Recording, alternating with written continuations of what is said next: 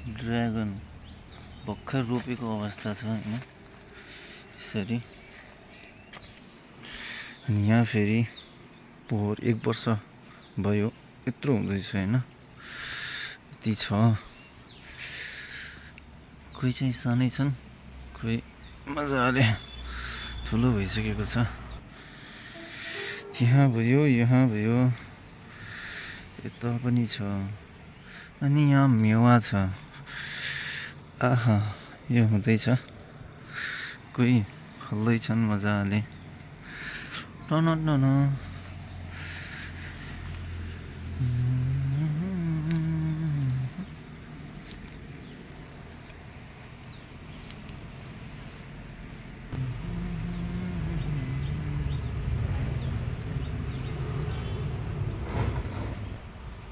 यहाँ पाक्न लागेको छ।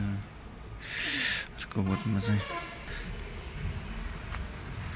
कोही यत्रा हुँदैछन् बोट, कोही मजाले फल्दैछन्, किनकि कोही ढिलो चाँडो हैन त्यस्तो हिसाबले पनि लगाएको छ मेवा। यो चाहिँ यहाँको नजारा। वाउ, दामी देख्दैछ हैन त। यो चाहिँ खेतमा लगाएको मेवा। यो ठाउँमा चाहिँ खासमा धान, तरकारी सबै कुराहरू रोपिन्थ्यो। मैले चाहिँ मेवा रोपेर ट्राई गरेको। यस्तो हुँदैछ। यसलाई चाहिँ लोड भारी भएर भन्दा पनि जमिन धेरै खुकुलो भएर चाहिँ यो ढली छिन्, तर ठिक छिन्। यहाँ चाहिँ यो पाक्नलाई चाहिँ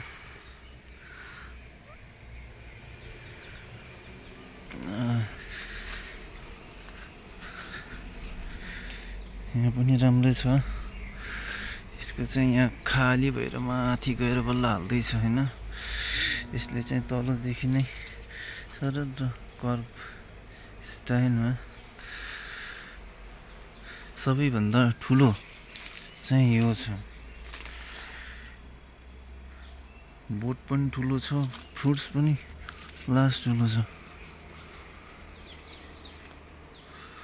छैन त फ्रुट्स, क्यामेरामा सानो देखियो होला।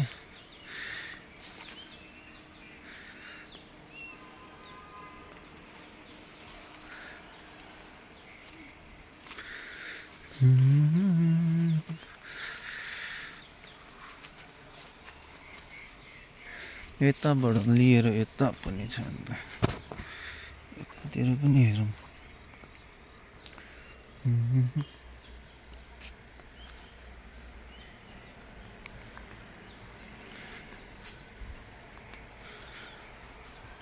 यहाँ माथि चाहिँ साना साना बिरुवा यत्रो हुँदैछन् बल्ल।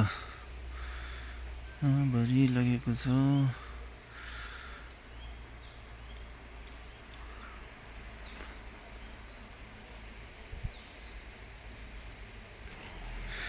मेवा पनि फल्दैछ हैन। तल टक्क लसुन हुँदैछ। आहा, वाउ, ठिक छ नि त।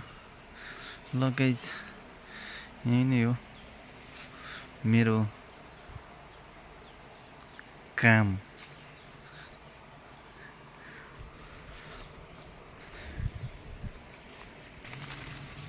यो चाहिँ लहर आँप, प्यासन फ्रुट झालिँदैछन् हैन। यो चाहिँ सानो रहेछ, यत्रो छ। झालसँग आउँदै आउँदै आउँदै आउँदै जाँदै गर्छन्। यतिको भएको छ। हेलो,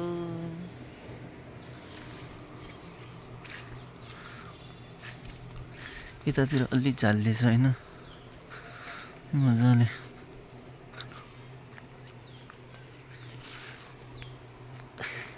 हेइ,